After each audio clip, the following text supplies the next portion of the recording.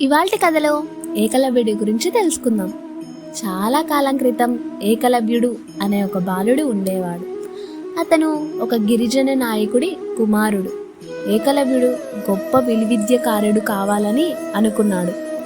అందుకే గురు ద్రోణాచార్యుడి దగ్గరికి వెళ్ళాడు. ద్రోణాచార్యుడు పాండవులు మరియు కౌరవులకి గురువు. ఆయన చాలా గొప్ప విలువిద్య గురువు. ఏకలవ్యుడు ద్రోణాచార్యుడిని తనకు విలువిద్య నేర్పమని అడిగాడు. కానీ ద్రోణాచార్యుడు అంగీకరించలేదు. ఎందుకంటే ద్రోణాచార్యుడు రాజకుమారులకి మాత్రమే బోధించేవాడు. ఏకలవ్యుడు చాలా బాధపడ్డాడు. కానీ ఏకలవ్యుడు ఆశ వదల్లేదు. తానే స్వయంగా విలువిద్య నేర్చుకోవాలని నిర్ణయించుకున్నాడు. అతను ద్రోణాచార్యుడి మట్టి విగ్రహాన్ని తయారు చేశాడు.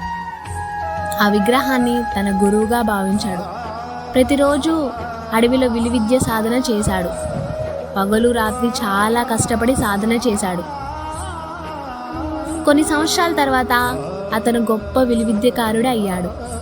అతని లక్ష్యం చాలా ఖచ్చితంగా ఉండేది. ఒకరోజు ద్రోణాచార్యుడు మరియు అర్జునుడు అడవికి వచ్చారు. వారు ఏకలవ్యుడి విలువిద్యను చూసి ఆశ్చర్యపోయారు. అర్జునుడు ఆశ్చర్యపోయాడు మరియు కొంచెం భయపడ్డాడు.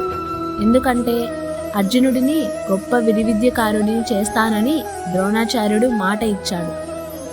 ద్రోణాచార్యుడు ఏకలవ్యుడిని నీ గురువు ఎవ్వరు అని అడిగాడు. ఏకలవ్యుడు మీరే నా గురువు అని చెప్పాడు. ద్రోణాచార్యుడు గురుదక్షిణగా అతని బొటని వేలుని అడిగాడు. ఏకలవ్యుడు తిరస్కరించలేదు. అతను తన గురువుని చాలా గౌరవించాడు. తన బొటని వేలు కోసి ద్రోణాచార్యుడికి ఇచ్చాడు.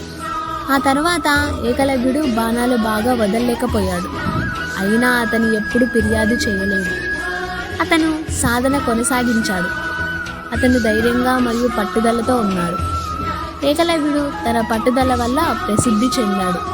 ప్రజలు అతన్ని గౌరవించారు. ఈ కథ మనకు ఒక పాఠం నేర్పుతుంది.